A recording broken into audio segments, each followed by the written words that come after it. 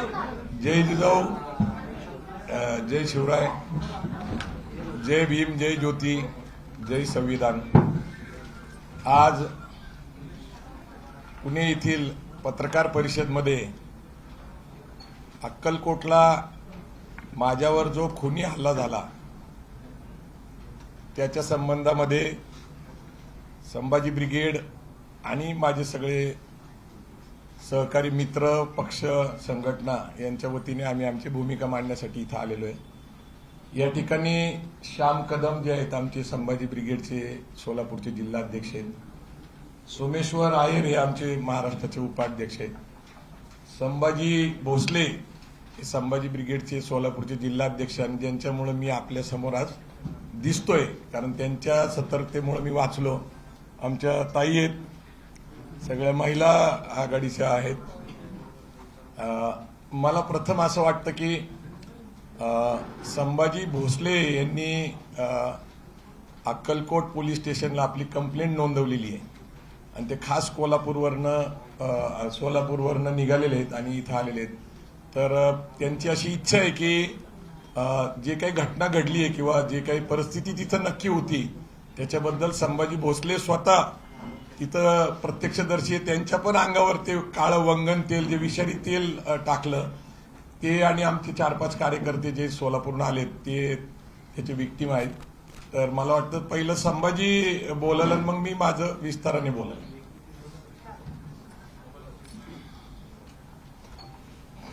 जय जाऊ, आम्ही जे तिकडं दादाच्या हस्ते पुरस्कार होता त्या कार्यक्रमासाठी दादा याल ते, मग आम्ही सोबत सोलापूरपासून निघालो।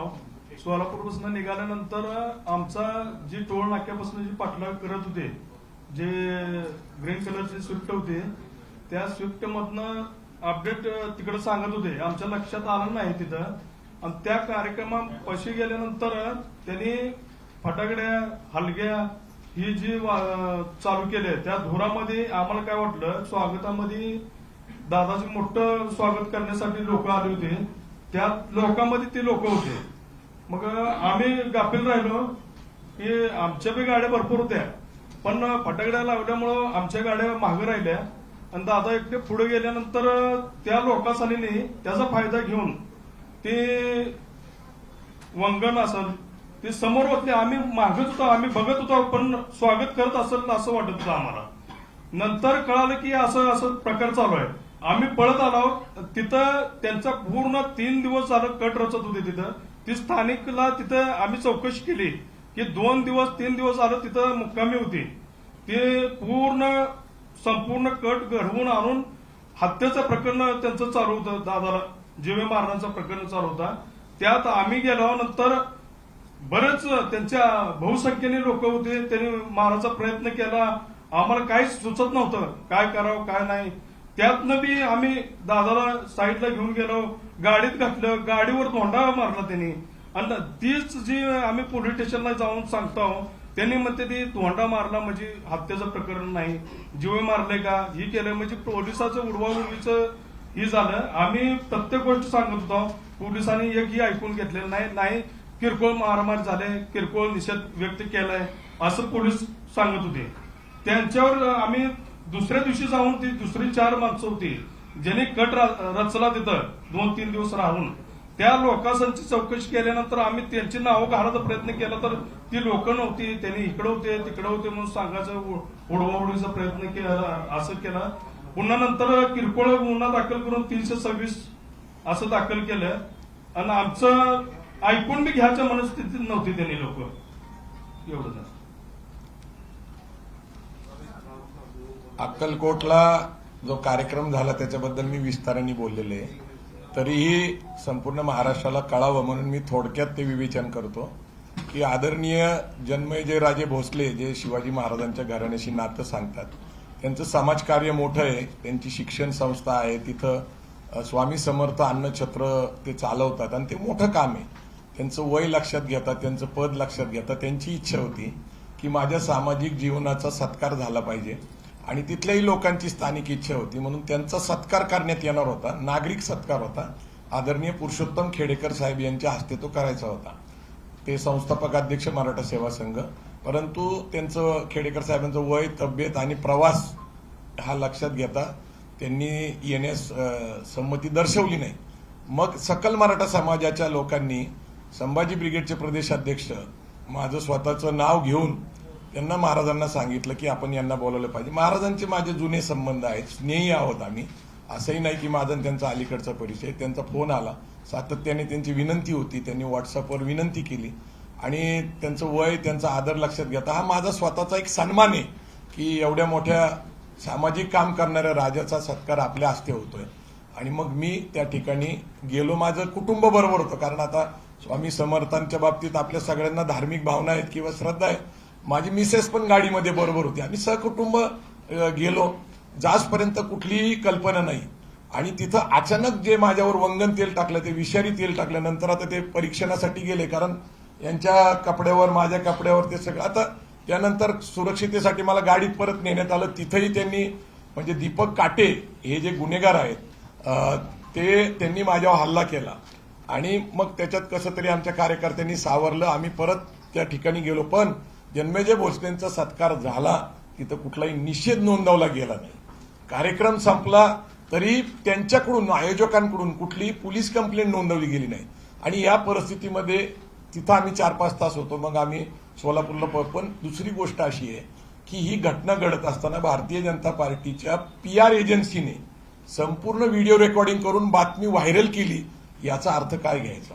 आता सगळ्यात महत्वाचा मुद्दा जे आहे ते सगळं तुम्हाला माहिती आहे. मी तुमच्या पुढे जिवंत आहे. ही समाजाची जे माझ्यावर प्रेम आहे, विश्वास आहे. आता महत्वाचा मुद्दा असा आहे की माझ्याकडे एक मुद्दा असा आहे की दीपक काटे यांचं क्रिमिनल बॅकग्राऊंड आहे. आता हे क्रिमिनल बॅकग्राऊंड स्वतःच्या भावाच्या खुनापासून त्यांनी शिक्षा भोगलेली आहे. जवळपास त्यांच्यावर खंडणीपासून अनेक गंभीर गुन्हे. तरीही त्यांना भारतीय जनता पार्टीच्या युवा मोर्चाचं सरचिटणीस पद दिलेलं आहे. आणि मुख्यतः बावनकुळे हे प्रदेशाध्यक्ष असताना सातत्याने त्यांच्याबरोबर दीपक काटे दिसलेले आहेत. पण एक मुद्दा असा आहे अलीकडचा, जो 2025 या वर्षाचा आहे. त्यांच्याकडे 2 पिस्तूल आणि 28 काडतूस सापडल्यानंतर त्यांना अटक झाली. आणि अटक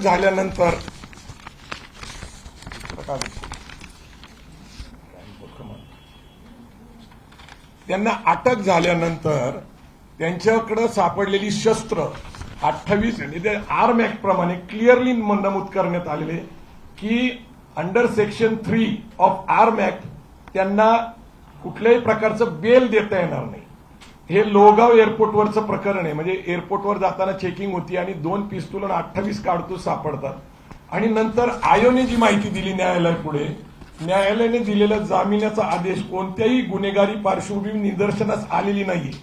यांच्यावर गंभीर स्वरूपात ज्यांनी स्वतः जेलमध्ये जवळपास एक शिक्षा भोगलेली आहे आपल्या भावाच्या हत्येमध्ये, त्याला न्यायालयात सांगितलं गेलं की कुठलीही गुन्हेगारी पार्श्वभूमी नाही.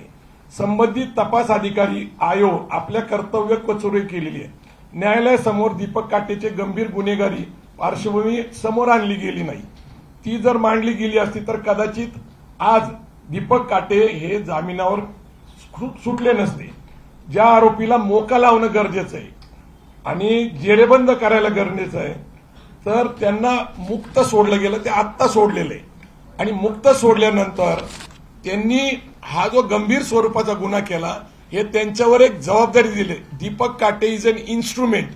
पण ही व्यक्ती कोण आहे, तर आपण आता तुमच्याच माध्यमातून जे व्हिडिओ आहे, मी तुम्हाला वचन देतो, माननीय फडणवीसजी, मी व्यासपीठाचे सारे नेते सर्वांना ओळखता, सर्वांचं नाव घेत नाही. गणेश भेगडेच्या नेतृत्वात काटेजी आपण चांगलं काम करा. तुम्हाला देवेंद्रची गरज वाटेल तेव्हा देवेंद्रजी, माझी गरज वाटेल तेव्हा माझी, हर्षवर्धन पाटील साहेबांची गरज वाटेल हर्षवर्धन पाटीलजी, राहुल आहेर, अमित सारेटी, माननीय आपले सचिन तेंडुलकर बसले तिकडे, पडळकर. काही काळजी करू नका. तुमच्याच भाषेतले, तुमच्याच त्याच्यातले पडळकर आहेत. काही काळजी करायची नाही. मी तुम्हाला वचन देतो, शिवधर्मच्या कार्यकर्त्यांना, तुम्ही ज्या अपेक्षेने, ज्या आशेने जी लढाई लढण्याकरता, जी लढाई जिंकण्याकरता, अन्याय दूर करण्याकरता भारतीय जनता पार्टीत आले, मी तुम्हाला वचन देतो, तुमच्या अन्यायाला मी वाचा फोडल्याशिवाय राहणार नाही. मदत केल्याशिवाय राहणार नाही.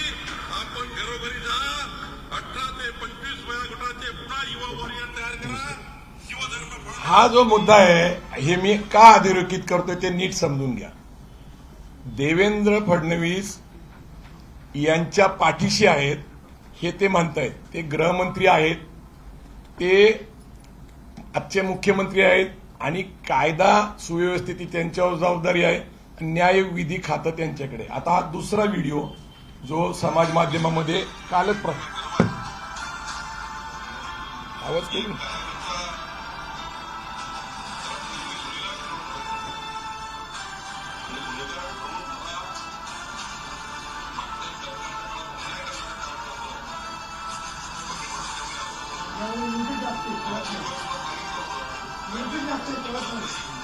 ठीक आहे.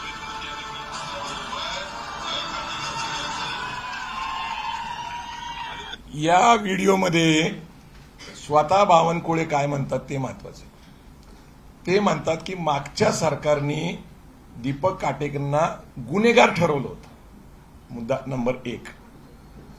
तर त्यांना ते म्हणतात की मला तुमचा गर्व आहे आणि तुम्ही आता काम करा, तुमच्यावर जबाबदारी दिली जाईल, तुम्ही घाबरू नका, तुमच्या मागं देवेंद्र भाऊ आणि बावनकुळे स्वतः म्हणतात मी तुमच्या पाठीशी आहे. आता जामीन देणं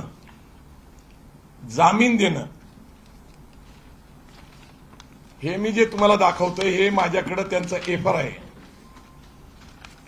एका गुन्हेगाराला जामीन मिळवून देणं याच्यावर गंभीर स्वरूपाचे गुन्हे आहेत आणि ते दिल्यानंतर त्याला एक टास्क देणे, जिची योजना मी सांगितलं की संघ परिवारामध्ये शिवराय फुले शाहू आंबेडकरांची विचारधारा, राज्यघटनेचे समता, बंधुता, न्याय, तत्व, मानवता हे जे विषय आहेत हे सगळे आता थांबले पाहिजेत. राजकीय दृष्ट्या या सामाजिक संघटना ज्या आहेत त्याच्यामध्ये बामसेफ असेल, बहुजन समाजाच्या अनेक संघटना, त्यापैकी वंचित बहुजन आघाडीचा एक विषय आहे, मराठा सेवा संघ, संभाजी ब्रिगेड. तर गेल्या महिन्यामध्ये अशी मीटिंग झाली होती की यांचा बंदोबस्त केला पाहिजे. मी जे सांगतोय ही न्यायालयाने दिलेली एफआर आहे. आता खरं तर त्यांना आर्म ऍक्ट प्रमाणे जामीन मिळूच शकत नाही. मग जामीन दिला कुणी? आणि ज्या अर्थी स्वतः दीपक काटे हे प्रदेशाध्यक्ष बावनकुळेंना गॉडफादर म्हणतात, त्यांचं संभाषण व्हायरल झालेलं आहे, गॉडफादर म्हणतात.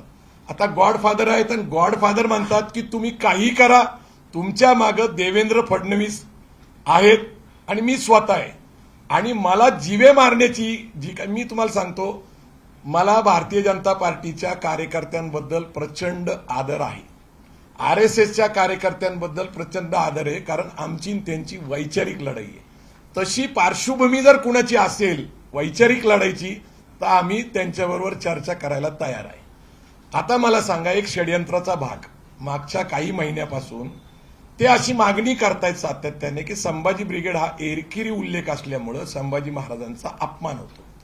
त्यांनी माझ्याशी फोनवर संपर्क साधला तर मी त्यांना कायदेशीर मर्यादा अशा आहेत की ही संघटना, आपल्या धर्मदाय आयुक्त हे जज असतात, लक्षात ठेवा, ही काही साधी व्यक्ती नसते. तिथं आपल्याला प्रक्रिया करावी लागते, त्याला जनरल बॉडी घ्यायला लागते, सगळ्यांचा ठराव घ्यावा लागतो आणि मग ती नियमितपणे आपण अर्ज करणं, ते लगेचच होतं असं नाही. पण जसं आम्ही ही प्रक्रिया सुरू केली तसं असं लक्षात आलं की 10 वर्षापूर्वी मुंबईमध्ये छत्रपती संभाजी ब्रिगेड ही सचिन कांबळे एक सहकारी आमचे पूर्वीचे, त्यांनी रेजिस्टर केली आणि त्यांचं काम चालू आहे. त्याचे ऑडिट रिपोर्ट असतात, वार्षिक अहवाल असतात आणि त्यांची संघटना आणि आमची संघटना याच्यामध्ये छत्रपती शब्दाचा अंतर आहे. पण आता तो छत्रपती शब्द परत आम्हाला मिळवायचा असेल तर एक तर सचिन कांबळेंनी संमती दिली पाहिजे आणि त्यांची संघटना थांबवायला लागेल किंवा त्यांना आम्हाला सहकार्य करून घ्यावं लागेल.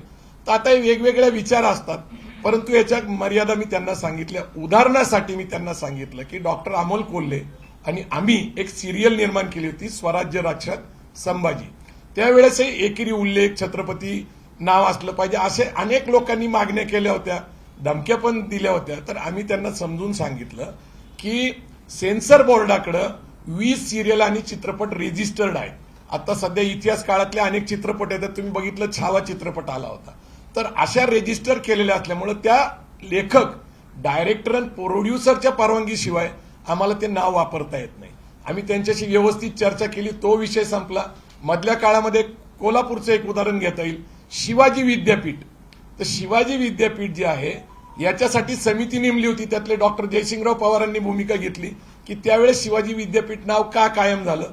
इतिहासातला दाखला देऊन छत्रपती शिवाजी महाराज विद्यापीठ नाव हे मागं विषय पडला. हे मी त्यांच्याशी व्यवस्थित बोललो, त्यांनी ते मान्यही केलं. आणि मी तिथं ज्यावेळेस त्यांनी काळं फासलं, त्यांनी सांगितलं, त्यावेळेस मी हात जोडून त्यांना सांगितलं की संभाजी महाराजांबद्दल आम्हाला आदर आहे, त्यांचा खरा इतिहास आम्ही पुढे आणलेला आहे, अनेक पुस्तकं लिहिलेत, त्यांच्यावर जे बदफैली, दारू पिणारे, बायकांवर असे जे पण आरोप होते आम्ही पुराव्यानिशी इतिहासातल्या संदर्भाने खोडून टाकले. संभाजी महाराज हे संस्कृतचे पंडित होते, बुधभूषण हे त्यांनी पुस्तक लिहिलं होतं, ते आम्ही प्रकाशित केलेलं आहे. पण त्यांच्याशी संवाद व्यवस्थित झालेला होता आणि तो संवाद चालू होता.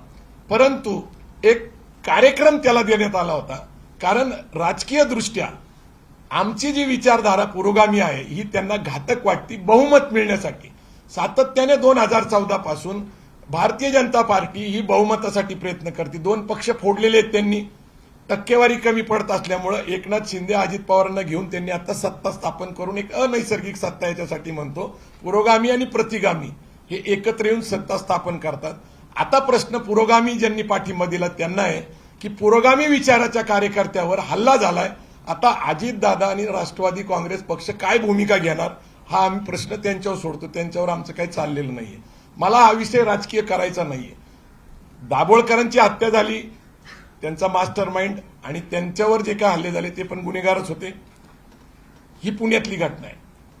त्याच्यानंतर कोल्हापूरला कॉम्रेड पानसरे असतील, कर्नाटकमध्ये गौरी लंकेश असेल किंवा कलबुर्गी असतील, हे लेखक विचारवंत होते. गेल्याच काही दिवसापूर्वी फॉस्कोचा कायदा पारित झाला अर्बन अँड नॅक्सलाइटसाठी. अशा संघटना, असे नेते, अशा प्रकारचे कृत्य करणारे काही लोक म्हणतात की डाव्या चळवळीसाठी तो कायदा आहे. हा कायदा गरजेचा होता का? इंडियन पिनल कोडच्या प्रमाणे अत्यंत सक्षम कायदे असताना हे असे कायदे केले जातात. जर खरंच सरकारला वाटतं की बाबा जनतेचं आणि कार्यकर्त्यांचं विचाराचं संरक्षण झालं पाहिजे, मुख्यमंत्री तर सभागृहात खोटेच बोलले. त्यांनी सांगितलं गायकवाडांनी सहकार्य केलं नाही. मी कुठलं सहकार्य केलं नाही? माझे कार्यकर्ते बरोबर आहेत. तिथं केस नोंदवली जात नव्हती, केस नोंदवून घेतले. ते म्हणतात फक्त शाई टाकली, ठीक आहे आम्ही उद्या त्याला सोडून देऊ. म्हणजे हा सरकार पुरस्कृत हल्ला होता. याच्यासाठी मी पहिल्यांदा सांगतो की देवेंद्र फडणवीस हे मुख्यमंत्री आहेत, गृहमंत्री आहेत, कायदा आणि न्याय हे त्यांच्याकडेच खातं आहे. आणि मी तुम्हाला 2 व्हिडिओ तुमच्याच माध्यमातून आलेले, हे बावनकुळे हे कशा प्रकारे ताकद, पाठिंबा, विश्वास देतात. दीपक काटे त्यांना गॉडफादर म्हणतात. हे नातं तुमच्याच माध्यमातून मी अधोरेखित करतो.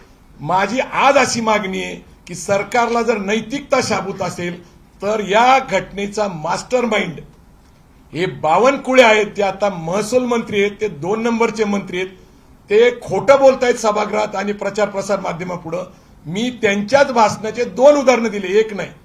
आणि त्यांची ऑडिओ क्लिप अवेलेबल आहे त्यांच्या सहभागाची. आणि पूर्ण नियोजनबद्ध पद्धतीने बामसेफ संघटना संपवणे, संभाजी ब्रिगेड, मराठा सेवा संघ, वंचित आणि ज्या ज्या चळवळीतले कार्यकर्ते आहेत त्यांना संपवण्याची योजना बनवलेली. आपण पार्टी विथ डिफरन्स म्हणतो. मग पार्टी विथ डिफरन्स बघितलं आणि महाराष्ट्राचं राजकीय जे काही आता वातावरण आहे, जी भीती आहे, राज्यकर्ते आता पक्षांतर करतायत सातत्याने, ते बघतायत. पण सामाजिक कार्यकर्त्यांचा बंदोबस्त करायला लागतो, कारण हे कट्टर असतात विचारांची. यांना आमदारक्या खासदारक्याची भुरळ पडत नाही. मग यांना काय करायचं तर त्यांना संपवायला लागतं. म्हणून मी एवढंच शेवटचं सांगणार आहे की महात्मा फुलेंच्यावर मारेकरी घातले, शाहू महाराजांवर घातले, बाबासाहेब आंबेडकरांवर घातले. हा यांचा वारसा आहे मारेकरी घालण्याचा, ते गांधी हत्यापर्यंत. आता सध्या गोपाळ गोडसेंचा सगळ्यात जास्त पुरस्कार केला जातो. त्यांची नाटकं दाखवली जातात. सावरकरांचा ते विषय मांडतात. सावरकरांचं अर्ध आयुष्य स्वातंत्र्याचं आणि त्याच्यानंतर त्याच्याबद्दल वाद आहे, मी त्याच्याबद्दल बोलणार नाही. परंतु जी मानसिकता आहे, जी विकृती आहे, आणि इथं एक लक्षात घ्या, लोकशाहीमध्ये अनेक विचार पक्ष संघटना एकत्र काम करतात, याला लोकशाही म्हणतात. एक पक्ष, एक संघटना, एक विचार, 100% भाजप याचा आडसर आम्ही आहे. म्हणून त्यांच्या विचाराच्या आड येत असताना मला एवढंच सांगायचंय, हा माझ्यावर प्रवीण गायकवाड म्हणून व्यक्तिगत हल्ला नाहीये, संभाजी ब्रिगेड म्हणून हल्ला नाहीये.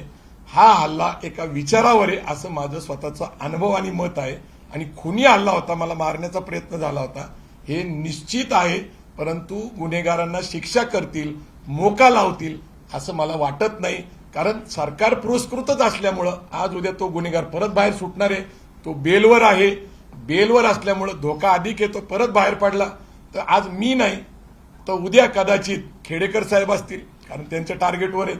प्रकाश आंबेडकर साहेब आहेत, त्याच्यानंतर वामन मिश्राम साहेब आहे, तपास अधिकारी ढाकणे हा बावनकुळे यांचा नातेवाईक आहे अशी माहिती आता आलेली आहे. तपास अधिकारी जो आहे, तर हे सगळं प्री प्लॅन्ड आहे. म्हणजे जो दीपक काटे यांना जे आता जामीन मिळालेली, तो आयोग जो आहे ज्याच्याबद्दल मी बोलतोय, तर योजनाबद्ध पद्धतीने गुन्हेगारांना जेलमधनं बेलवर सोडायचं आणि सामाजिक कार्यकर्त्याची हत्या करायची, याच्यावर आता सगळ्या समाजाने, सगळ्या लोकांनी विचार करायचे. आज माझ्यावर बेतलं, उद्या सामाजिक चळवळीच्या कुठल्याही कार्यकर्त्यावर बेतल, जो राज्यघटनेची भाषा करल, जो फुलेशाह आंबेडकरांची भाषा करल. जय जिजाऊ, जय शिवराय. बावनकुळे यांना काय वाटलं की तुम्हाला टार्गेट करावं, कारण तुम्ही आता म्हणजे बावनकुळे याच्यापासून मास्टर माइंड होता. नाही, आता एक लक्षात घ्या, त्यांना मी का टार्गेट करावं असं मी म्हणत नाहीये. तर संघ परिवारामध्ये ज्या संघटनेचा बंदोबस्त करावा असं सांगितलं गेलं, त्याच्यामध्ये बामसेफ आहे, संभाजी ब्रिगेड आहे, मराठा सेवा संघ आहे, वंचित बहुजन आघाडी आणि सगळ्या, मी काही सगळ्यांची नावं घेत नाही, पण जे लोक पुरोगामी विचाराच्या, फुलेशाह आंबेडकरांचा विचाराचा पुरस्कार करतात, त्यांचा बंदोबस्त करावा. माझ्यावर पहिल्यांदा हल्ला झाला आणि मग आमच्या लोकांनी जे काही शोध घेतला, बावनकुळेंचं आणि दीपक काटेंचं नातं अधोरेखित केलं. बावनकुळेंची भाषणं तुमच्याच माध्यमातून आम्ही पाहिलेली आहेत. बावनकुळे ज्या पद्धतीने सांगतात, तू घाबरू नको, मला तुझा गर्व आहे, आणि ते सांगतात की मागच्या सरकारने त्याच्यावर अन्याय केला. आता तुम्ही सांगा, भावाच्या खुनामध्ये त्याला अटक झाली, जेल झाली, याच्यात मागच्या सरकारचं काय कारण आहे? आणि 14 ते 19 कुणाचं सरकार होतं? बावनकुळेंना थोडासा विसर पडलेला दिसतो. मी जे सांगतोय ते गुन्हेगार आणि बावनकुळे यांचं नातं, त्यांना बेलवर सोडणं हे बेकायदेशीर आहे. पण त्यांना बेलवर सोडलं आणि बेलवर सोडल्यानंतर 15 दिवसापूर्वीच ते म्हणतायत की माझी त्याची भेट झाली होती. बावनकुळे स्वतः सांगतात, बावनकुळे सांगतात की ते भाजपचे कार्यकर्ते आहेत, पण भाजपचा हा कार्यक्रम नाही. आता मला सांगा, बेलवर सोडणं, तुम्ही मला सांगा, हिंदी पिक्चर तुम्ही बघितलेले, आपल्याला इथल्या स्टोऱ्या सगळ्यांना माहिती आहेत. आता बेलवर सोडणं आणि त्यांनी माझ्यावर हल्ला करणं याचं काही नातं आहे का नाही हे तुम्ही ठरवा. तर तुम्ही अनेक शोधपत्रिका करतात, अनेक आपले पत्रकार शोधपत्रिका करतात, तुम्हीच आमचे सहकारी. गायकवाड साहेब, तुमचं असं आहे, तुम्ही जन्मजय भोसलेंचं नाव घेतलं, त्यांनी आम्हाला बोलवलं होतं, त्यांचं कुठं सहकार्य सोलापूरमध्ये भरपूर राडे झाले यांच्यावरून, त्यांचं असं वाटतं का मूक संमती होती, प्लॅन मध्ये सहभाग होता, असं हे बघा, मी काय सांगतो, 2-3 गोष्टी मी संभाजी भोसले स्वतः इथं आलेले, ते तिथंच होते काल सुद्धा. पहिली गोष्ट काय, पोलिसांना हे लोक तिथं आल्याची माहिती आहे, आयोजकांना हे अशा प्रकारचं कृत्य करणारे हे माहिती आहे. परंतु मला गाफील ठेवलं गेलं आयोजकांच्या वतीने आणि पोलिसांच्या वतीने. आयोजकांना माहिती होतं तर त्यांनी तिथं पोलीस बंदोबस्त ठेवला पाहिजे होता आणि तिथं पोलीस बंदोबस्त ठेवला गेला नाही. आणि आम्ही दोघं प्रमुख पाहुणे होतो, ते डॉक्टर शेटे आणि मी, ते शिवव्याख्याते आणि मी आणि जन्मजय राजे भोसले सभागृहात एकत्रच प्रवेश करत होतो. माझ्यावर हल्ला झाल्यानंतर जर माझ्यावर वंगन तेल जे आहे विषारी ते टाकलं गेलं, माझ्यावर हारमान झाली, तिथं पळापळी झाली, असं असतानाही ते सभागृहात गेले, कार्यक्रम सत्काराचा त्यांनी करून घेतला, कुठलाही निषेध नोंदवला नाही, कुठलीही पोलीस कंप्लेंट नोंदवली नाही. परंतु एक आहे की हा विषय जन्मजय भोसले आणि त्यांच्या कुटुंबाकडे वळवण्यापेक्षा आपल्याला नीट गांभीर्याने लक्ष घेतलं पाहिजे की मास्टर माइंड असलेल्या बावनकुळे आणि दीपक काटेचं नातं पहिल्यांदा आपल्याला हे करायला लागेल. ते एक विक्टीम आहे. म्हणजे जन्मजय राजे भोसलेंचा कार्यक्रम सत्काराचा, नागरिक सत्काराचा, मला तिथं बोलवणं, तिथं बीजेपीचा आमदार असणं, तिथं बीजेपी संघ परिवाराचं प्राबल्य असणं, असं असताना सुद्धा एका धार्मिक ठिकाणी मला विश्वास होता की असं काही घडणार नाही, ही माझी चूक आहे. मला असं वाटतं की विषय डायव्हर्ट न होता हा पूर्णपणे बावनकुळे यांनी जबाबदारी स्वीकारावी आणि अशा प्रकारच्या गुन्हेगारी प्रवृत्तीला संरक्षण देणं याचं मास्टर माइंड मी म्हणत नाही. दीपक काटे त्यांना गॉडफादर म्हणतात. तुम्ही सगळे हिंदी पिक्चरमध्ये बघा गुन्हेगार कुणाला काय म्हणतात. आपल्याकडे मुळशी पॅटर्न बघितलेलं आपण. तर ही जी प्रवृत्ती आहे लोकशाहीला धोकादायक आहे. आमचं विचाराशी त्यांच्याशी मतभेद आहेत का? आहेत. चर्चा होतात का? होतात. टीव्हीवर अनेक चर्चा होतात. आम्ही त्याच्यात सहभागी होत असतो. नाही, आमच्या लक्षात हे त्यानंतर आलं की ही घटना घडल्यानंतर 4 तासानंतर आम्ही तिथंच होतो ना. आम्ही काय अक्कलकोट सोडून पळून गेलो नाही. मी काय घाबरत नाही. काय माझा खून झाला असता, गांधीजींचा झालेला आहे तर माझा झाला असता. मी काय महापुरुष नाही, मी एक सामान्य कार्यकर्ता आहे. परंतु प्रश्न माझ्या मरणाने संपणार आहे का? तर गांधीजींचेही विचार संपलेले नाहीयेत आणि फुले शाहू आंबेडकरांचे विचार संपले नाही. ही लोकशाही अशी आहे की विविध विचाराला एकत्र घेऊन पुढे नेणारी आहे. दादा 3 जानेवारीला या दीपक काटेला पुणे एअरपोर्टवरती अटक झाली, बरोबर? त्याच्यात तर ते बेल ऍप्लिकेशनचा तुम्ही जो उल्लेख केला तर त्याची पार्श्वभूमी 2010ची हत्या, त्यानंतर 21 ते 2 पुणे 23 ची होती आणि परत त्याला जामीन दिलं, पोलिसांनी माहिती दिलं. याचा आणि ही जी काही शिक्षकोबत घटना आहे याचा काही संबंध तुम्हाला आहे असं वाटतं? नाही, मला 100% संबंध वाटतोय. मी सातत्याने तेच सांगायचा प्रयत्न करतोय. एकतर त्यांचे आणि त्यांचे संबंध आहेत, हे गाडीत एकत्र फिरतायत, कार्यक्रमाला एकत्र. 1-2 फोटो असते जसं ते म्हणतात की बाबा आपले प्रदेशाध्यक्ष हिरो आहेत, ते इतके सुंदर देखणे आहेत की त्यांच्याबरोबर फोटो काढण्याचा मोह कुणालाही आवरणार नाही. नैसर्गिक आहे. तसे ते कर्तबगार पण आहेत. परंतु इतके हजारो फोटो आणि इतके व्हिडिओज आणि गॉडफादरचं नातं ते स्वतः सांगतायत ना. तुम्ही अनेक पोस्टर्स बघा, त्यांच्या जाहिराती बघा, त्याच्यामध्ये ते त्यांना गॉडफादर म्हणतात. त्यांचं संभाषण सातत्याने होताना दिसतंय. आणि बावनकुळे म्हणतात मला दीपक अण्णा काटेंचा मला गर्व आहे. आणि तुम्हाला जर काय वाटत असेल तर देवेंद्र भाऊ आणि मी तुमच्या पाठीशी आहे. आता मला सांगा, जर मागच्या सरकारने त्यांच्या गुन्हे दाखल केले हा अन्याय झाला. आता हा आर्म ऍक्ट कुणाच्या काळात झाला? कुणाच्या काळामध्ये हे शस्त्र सापडले? आता त्यांना अटक करून ठेवले, त्यांच्यावर काय पण बेलेबल नॉन बेलेबल गुन्हे दाखल झाले. हे कुणाच्या काळात झाले? आणि ते सांगतात हा गुन्हेगार नाहीये, मला त्याचा गर्व आहे. आणि बेलवर त्यांना सोडून एक कृती कार्यक्रम दिलेला आहे मला संपवण्याचा आणि अन्य लोकांना संपवायचा. मी तुम्हाला मागे जाऊन हेचही उदाहरण देतोय की 14 ते 19 मध्ये काय घडलेले. 4 लोक गेलेले आणि हे आता सरकार आल्यानंतर हे अशा प्रकारची कृती करू शकतात का? तर हे करतायत. आणि माझा सरळ आरोप नाही तर मी तुम्हाला पुरावे दिलेले. त्यांचं नातं अधोरेखित केलेलं आहे. बेलवर सोडलेला गुन्हेगार हा परत काही गुन्हा करण्यासाठी का नाहीतरी तो बेलवर आहे. त्यांचं एक धोरण आहे, गुन्हेगार आहे.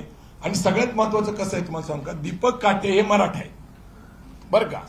आणि शिवधर्म हा मराठा सेवा संघ संभाजी ब्रिगेडनी 2005 ते 8 मध्ये हा या समाजाला दिलेला एक समतावादी धर्म आहे, जो बुद्धाच्या विचाराकडे जाईल असं आम्ही सांगितलेलं आहे, फुले शाहू आंबेडकरांच्या विचारात.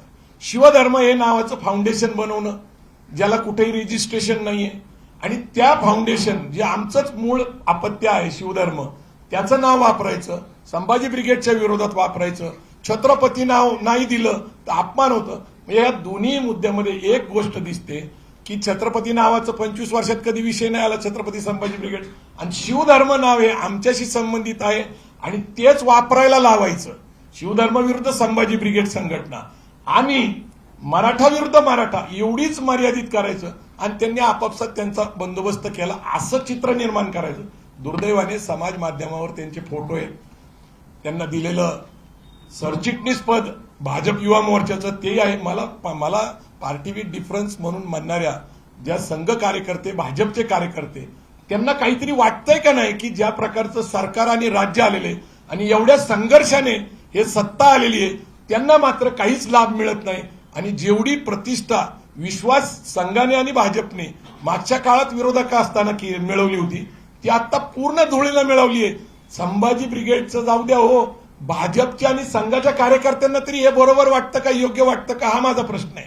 तुम्ही दुसरा एक उल्लेख या प्रेस नोट मध्ये केलाय की राष्ट्रीय स्वयंसेवक संघाची नागपूरमध्ये एक बैठक पुरोगामी संघटनांचा बंदोबस्त करायचं ठरलं, तर त्याबद्दल सांगा काय नाही, काय झालं तुम्हाला सांगू का की बामसेफ संघटनेने, भारत मुक्ती मोर्चाने मागील काही महिन्यापूर्वी संघाला 100 वर्ष पूर्ण होत असताना संघाचं जे कार्यालय नागपूरला महाल परिसरामध्ये जवळपास देशभरातनं 1.5-2 लाख लोक आले होते.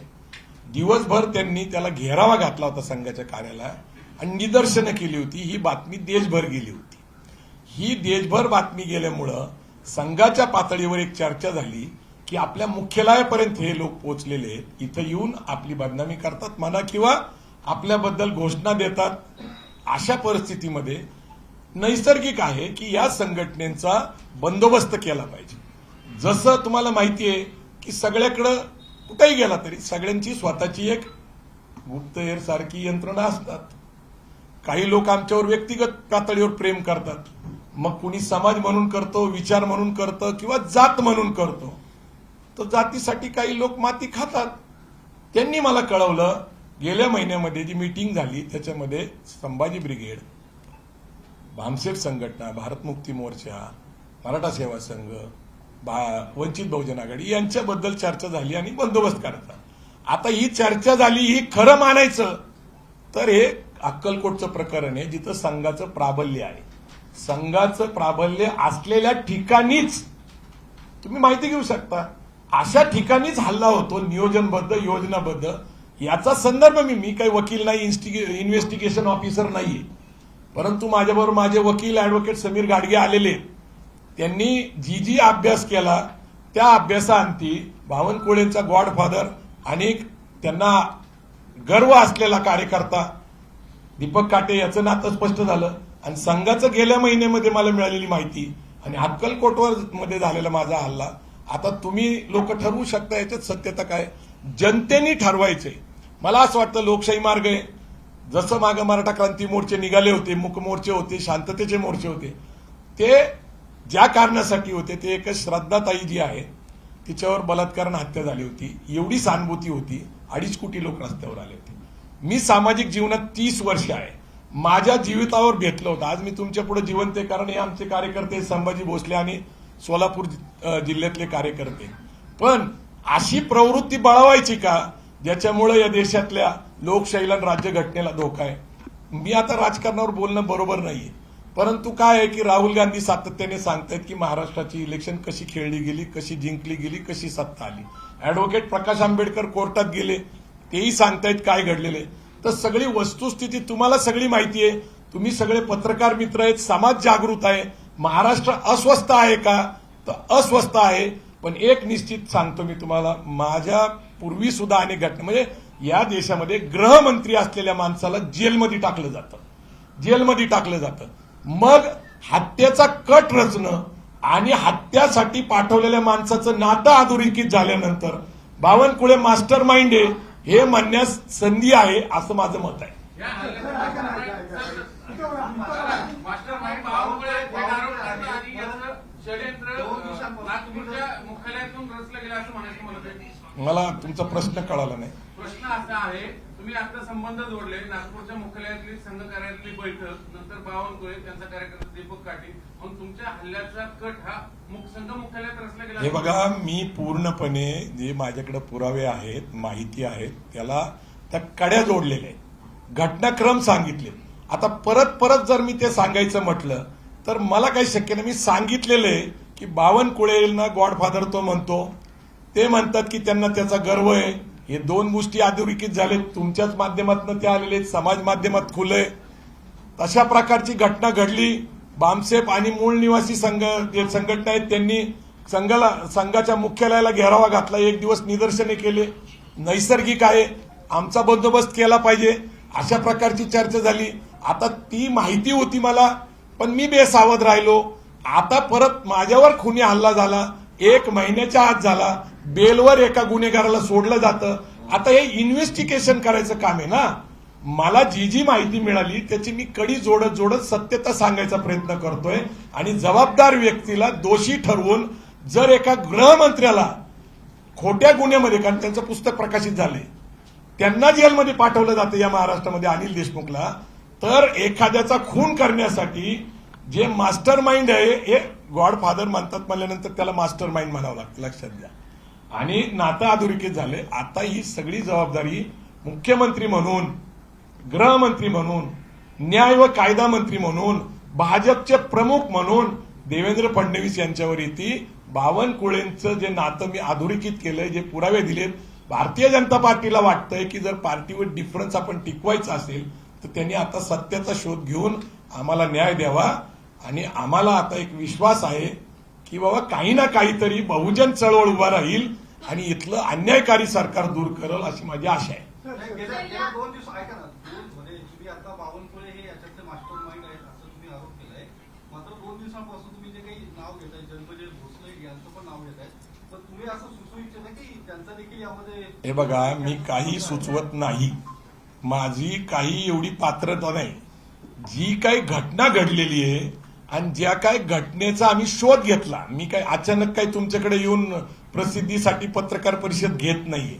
मी जो अभ्यास केला, जी माहिती गोळा केली, मी जे पुरावे, आता तुम्ही हे जजनी दिलेलं बेल आहे त्याच्याबद्दल त्याच्यात काय सांगितलेलं आहे की दीपक काटेवर कुठलेही गुन्हे नाहीयेत. आता दीपक काटेवर गुन्हे नाहीयेत आणि सगळे म्हणतात खंडणीचा गुन्हा आहे, खुनाचा गुन्हा आहे. अशा पार्श्वभूमीवर त्यांना बेल देणं, मी तेही इंडियन पिनल कोडचा आधार दिला, सगळं सांगितलेलं आहे. आता तुम्ही मला सांगा, त्याला बेलवर सोडणं, त्यांनी माझ्यावर हत्येचा कट रचणं, याच्यात त्याचा काय हेतू आहे? तो काय माझ्या बांधाला बांध आहे का? व्यावसायिक माझी काय भानगड आहे का? पैशाचं देणं घेणं आहे का? तर एक विचार आम्ही मांडतोय, समतेचा, बंधुताचा, न्यायाचा, मानवतेचा. आणि ते जे मनस्फूर्तीचे समर्थक आहेत, ज्यांना या देशातली राज्यघटना मान्य नाही, ते म्हणतायत ना 400 पार, ते म्हणतायत ना एक हाती सत्ता, ते म्हणतायत ना 100%. आता 100%च्या आड कोण येतोय? आमचा विचार येतोय. 400 पारच्या आड कोण येतोय? आमचा विचार येतोय. मग आमचा विचार जर संपवायचा असेल तर तो कसा संपवायचा? तर माझ्यावर हल्ला केल्यामुळे मी तुम्हाला सांगतो, गौरव मोरे सारखा एक हास्य विनोदी कलाकार जो लाखो लोकांना हसवतो, तो रडत होता माझ्यावर. आता तुम्ही मला सांगा, तो म्हणतो की तुमच्या जीवावर आम्ही कार्यक्रमाला जातोय, धाडस करतोय, विनोद करतोय. जो लोकांना हसवतोय तो घाबरलेला आहे. पुरोगामी चळवळीतले लेखक, वक्ते, कार्यकर्ते घाबरलेले आहेत. म्हणजे माझ्यावर हल्ला हा जर माझ्या व्यक्तीवर असता तर मग आमचे लोक का घाबरलेले आहेत? आणि एक लक्षात ठेवा, संभाजी ब्रिगेडचे कार्यकर्ते लढणारे, ते रडलेले आहेत. लढणारे कार्यकर्ते ज्यावेळेस रडतात त्यावेळेस काय होतं हे पुढचा काळ तुम्ही बघणार. सर, हल्ल्यानंतर आतापर्यंत म्हणजे या 2 दिवसामध्ये भाजपकडे, कारण तुम्ही थेट आरोप हा भाजपवर केलेला आहे, भाजपकडनं कोणी तुम्हाला कॉन्टॅक्ट करायचा काही प्रयत्न केला का? मुख्यमंत्र्यांचा 2-3 गोष्टी आहेत लक्षात घ्या की ज्या षडयंत्राचा भाग असलेले लोक, तुम्ही शत्रूकडून आपल्या कल्याणाची अपेक्षा करणं हा शत्रूचा शहाणपणा नाही तर आपला मूर्खपणा आहे, हे डॉक्टर आर साळुंके सर म्हणतात. आता ते कसे मला फोन करतील? कशासाठी फोन करतील? गिल्टीनेस असतं ना माणसाला, अरे आपणच केलंय. बरं, एक आहे की सभागृहामध्ये खोटं बोलायचं, तुम्ही तर बघताय. बावनकुळे प्रचार प्रसार माध्यमात माझा काही संबंध नाही म्हणतात. आता तुमच्याच प्रचार प्रसार माध्यमातले व्हिडिओ मीच तुम्हाला दाखवले, ते जे बोलतायत. आता तुम्ही मला सांगा, भारतीय जनता पार्टी माझ्या हिताचं किंवा माझ्या संरक्षणाचा विचार कशी करल? पवार साहेबांचा फोन आला होता का? आमची ही भूमिका इथे कायद्याचं राज्य आणि त्याच्यामुळे प्रवीण गायकवाडांनी स्वामी समर्थांच्या विषयी जे काही अनुचित उद्गार काढलेले आहेत, त्या अनुचित उद्गाराला एक उत्तर द्यायचं म्हणून काही कार्यकर्त्यांनी त्या प्रकारचं शाई फेकण्याचं त्या ठिकाणी काम केलं आणि त्याच्यावर सुद्धा आम्ही कारवाई केलेली आहे. नाही, मुद्दा असा आहे की मी माझ्या पत्नी सहित, कुटुंबासहित तिथं गेलो होतो. माझी पत्नी धार्मिक आहे, महिला धार्मिक असतात. अन्नछत्र मंडळात जायचं होतं, स्वामी समर्थांचं दर्शन घ्यायचं होतं. हा, संभाजी ब्रिगेडच्या काही कार्यकर्त्यांनी किंवा लेखकांनी मांडणी केलेली आहे, काही त्यांची मतं आहेत. प्रश्न असा आहे की आम्ही ज्यावेळेस सहकुटुंब जातो, आम्हाला एका विश्वासाने बोलवलं जातं. त्या अक्कलकोट स्वामीचं समर्थ मंडळ जे आहे त्याचं अन्नछत्र चालवतात. तुम्ही जे दाखवताय, तुम्ही मला सांगा, मी जर स्वामी समर्थांच्या विरोधात बोललो असतो किंवा त्यांचा अपमान केला असता तर मला त्याच संस्थांचे प्रमुख मला निमंत्रित का करतात? ऐका एक मिनिट, ते का बोलवतात? त्यांना माझ्या हातून सत्कार करून घेण्याची इच्छा का होती?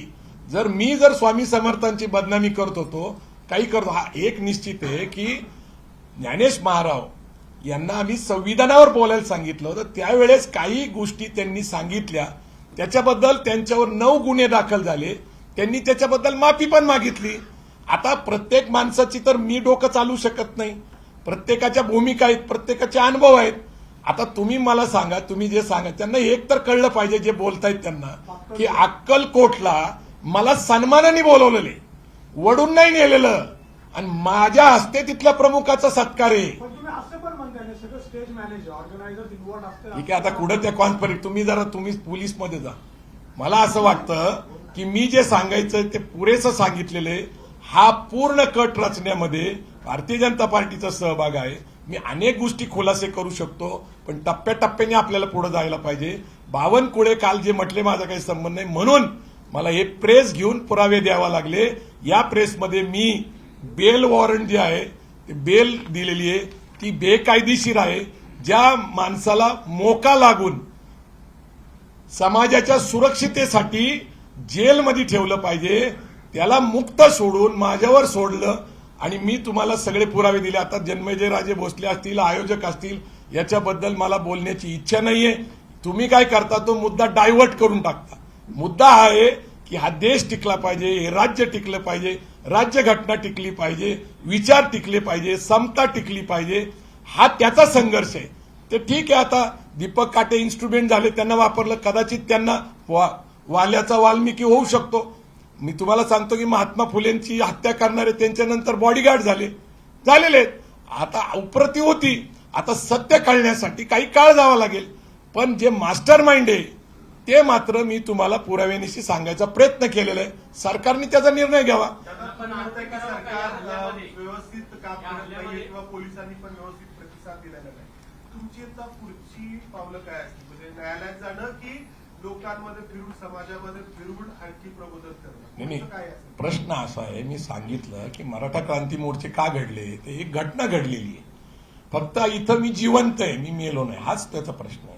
अशा पार्श्वभूमीवर एक अनैसर्गिक सरकार सत्तेचा फायदा घेऊन, पोलिसांची, न्यायपालिकेची मदत घेऊन, एका गुन्हेगाराला मुक्त सोडून, एका सामाजिक कार्यकर्ता जो शिवराय फुले शाहू आंबेडकरांची विचारधारा मांडतो त्याची हत्या करण्यासाठी पाठवतात.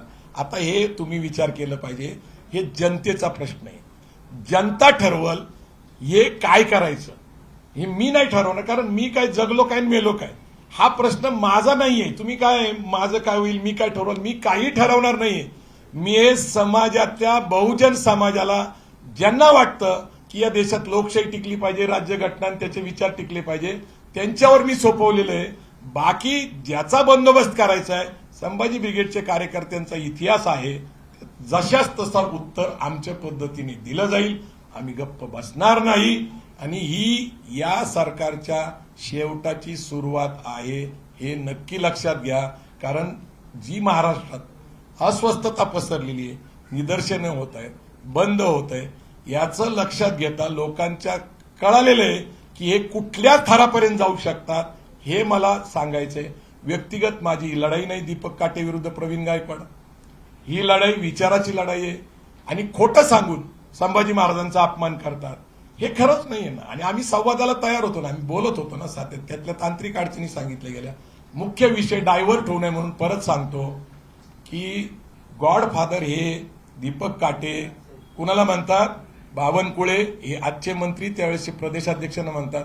बावनकुळे म्हणतात की मला त्यांचा गर्व आहे, ते गुन्हेगार नाहीये, आणि मी आणि देवेंद्र भाऊ हे आम्ही तुमच्या पाठीशी आहे. मी एक नाही तर तुम्हाला 2 व्हिडिओ दाखवले, अनेक व्हिडिओ उपलब्ध आहे.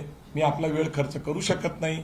अनैसर्गिक विचाराने एक सत्तेत आलेलं सरकार अधिक ताकदवान होण्यासाठी बहुजन समाजाच्या नेत्यांचा बळी देत असेल तर मला असं वाटतं की महाराष्ट्रामध्ये फार विदारक परिस्थिती आहे, विचित्र परिस्थिती आहे. कदाचित महाराष्ट्राचा पुढचा बिहार होईल. आता बिहारी इथं आले अन्न खाण्यासाठी तर त्यांच्याबद्दल आपली तक्रार आहे, पण महाराष्ट्राचा बिहार होतोय याच्याबद्दल कुणालाच जर काय वाटत नसेल, महाराष्ट्रात शांतता असेल तर प्रगती होऊ शकते. मी शेवटचं एवढं सांगतो की मी 2018 पासून बहुजन समाजाला अर्थकरण, उद्योजकता, व्यावसायिकता, जागतिक संधी याच्यामध्ये अहद ऑस्ट्रेलिया, तहद कॅनडा, अवघा मुलूक आपलं हे व्याख्यान देतोय. खाजगीकरण, जागतिकीकरणानंतर जगभर निर्माण झालेल्या संधीचं दुबई दाखवतोय, जगभर घेऊन जातोय, त्यांचं अर्थकरण करतोय. परवापर्यंत आमच्याकडे माहिती की 52 देशामध्ये 20,000 माझे कार्यकर्ते हे वेगवेगळ्या देशात नोकरी उद्योगासाठी गेलेले आहेत. ही आम्ही एक आर्थिक चळवळ चालवतोय. अशा काळात मध्ये मी बेवस राहत होतो. मी संभाजी ब्रिगेड नावाने जरी काम करत असलो तरी तरुणांचं भविष्य घडावं, गुन्हेगारीकडे जाऊ नये, अशा काम करत असताना मी स्वतः बेसावध राहणार, कारण मी कुणावर टीका करत नाही, मी कुठली भूमिका घेत नाही. आणि मग अशा काळामध्ये माझ्यावर ज्यावेळेस हल्ला होतो तर मग परत सुरुवात करावी लागती, नव्याने सुरुवात करावी लागते. या हल्ल्यामध्ये ज्यांच्यावर तुम्ही आरोप करताय त्यांनाही आरोपी करण्यात यावं का? नाही, आता कसं आहे तुम्हाला मी सांगू का, की आरोपीलाच अजून आरोपी केलं जात नाही ज्यांनी हल्ला केला. आता तुम्ही म्हणणार की ह्यांनी करावं का त्यांनी करावं का. स्वतः तुम्हाला माहित नसेल, देवेंद्र फडणवीस हे चांगले कायदा तज्ञ आहेत, ते वकील आहेत, त्यांच्याकडे न्याय व विधी खातं आहे. आणि माझ्यापेक्षा एवढ्या शहाण्या माणसाला, माझ्यासारख्या सामान्य कार्यकर्त्याला काय कळतंय त्यातलं. 5 वर्ष ते मागे मुख्यमंत्री होते, नंतर उपमुख्यमंत्री होते, त्यांना सगळं माहिती आहे ना. आणि इंटेलिजन्स खातं आहे ना त्यांच्याकडं. अहो, तिथं पोलीस चौकीमध्ये गुन्हा नोंदवला जात नाही. मी त्याच्यासाठी संभाजी भोसलेंना बोलवले ना, साक्षीदार आहे, असं काही खोटं नाहीये. ते जात आहेत, ते आग्रह करतायत, तर पोलीसच सांगतायत की शाईच फेकली होती, वंगण फेकले, ते विषारी आहे, डोळ्यात गेले असते तर डोळे गेले असते. आम्ही वेळेत सावध झालो, पाणी मारलं. माझ्याबरोबर डॉक्टर होते. तुम्हाला माहितीसाठी सांगतो, माझ्या डॉक्टरांनी सांगितलं, मी पहिला माणूस बघितला एवढी घटना घडल्यानंतर साधा बीपी वाढला नाही. ज्याचा बीपी वाढत नाही त्याच्याबद्दल विचार करा. हा इशारा आहे का दादा? हा इशारा आहे का समोर? चंद्रकांत किती वेळा इशाऱ्यावर बोलणार आहे. अहो, मी अख्खी सत्ता जाईल सांगतोय, तुम्ही कुठल्या विषयावर बोलताय. मला सांगा, शेवटाची सुरुवात आहे याचा अर्थ समजून घ्या. की बहुजन समाजाला जर वाटत असेल आपल्या मुलांचं भविष्य घडवायचं, काय करायचंय, गुन्हेगारी एकतर वाढली पाहिजे म्हणून बेरोजगारी वाढवायची. मला काही जास्त राजकारणावर बोलायचं नाहीये. पण सध्याची स्थिती कशी आहे की अन्न सुरक्षा योजना ही 60,000 साधारणपणे 80 कोटी लोकांना, 60% लोकांना दिली जाते. अन्नधान्य घरी मिळतंय. शेतकरी सन्मान योजनेत 12,000 घरी मिळतात केंद्र आणि महाराष्ट्राचे. आणि लाडकी बहीण योजनेच्या माध्यमातून महिलांनाही भरपूर पैसे दिले. 60% समाज हा आर्थिकदृष्ट्या दुर्बल असल्यामुळं तो प्रावलंबी झालेला आहे. स्वावलंबी समाज निर्माण करण्यासाठी संभाजी ब्रिगेड आहे. आता प्रावलंबी समाज जर 60% असेल तो अशाच प्रवृत्तीला पाठिंबा देईल जो आपल्याला अन्न देतोय, खायला देतोय, घरी बसले बसले पैसे देतोय. तर त्यांच्यामध्ये एक वैचारिक परिवर्तन करणं, स्वाभिमान निर्माण करणं, त्यांची अर्थकारणाची चळवळ त्यांनी स्वतः चालवणं, याच्यात गैर काय आहे मला कळत नाहीये. की सरकार रोजगार देत नाही आणि आम्ही रोजगारासाठी भांडतोय, आम्ही इथं मिळत नाही म्हणून परदेशातल्या संधी शोधतोय. अशा वेळेस मला असं वाटतं की चांगल्या तरुण भविष्य मी बघत असताना त्यांचं भविष्य, बेरोजगार कोण आहे, ज्यांच्याकडे डिग्री आहे पण नोकरी नाहीये, यांच्या भविष्यासाठी आम्ही प्रयत्न करतो. मी तुम्हाला अगदी खात्रीला एक आता नवीन डेव्हलपमेंट सांगतो की बीव्हीजी भारत विकास ग्रुप यांनी आता आंतरराष्ट्रीय स्तरावर लोक पाठवायचा निर्णय घेतलाय. संभाजी ब्रिगेडच्या अहद ऑस्ट्रेलिया, तहद कॅनडा, अवघा मुलूक आपल्या या चळवळीने आणि त्यांच्याबरोबर एकत्र येऊन काम करायचंय. आपल्याकडे जे काही लोक आहेत ते आणि ते एकत्र येऊन पुढच्या काळामध्ये 11 लाख तरुण महाराष्ट्रातले परदेशात जातील. हे मी सांगत नाही, हनुमान गायकवाडांनी सांगितलेलं आहे मुलाखतीमध्ये. जपान, इटली, जर्मनी इथून अधिकृत मागणी आहे आपल्या लोकांची. तर ही आमची चळवळ ही चालूच राहणार आहे. पण जर विचाराची लढाईची तयारी असेल तर आमची तयारी आहे. परंतु तुम्ही जर हल्लेच करणार असाल तर त्याला जबाबदार तुम्ही.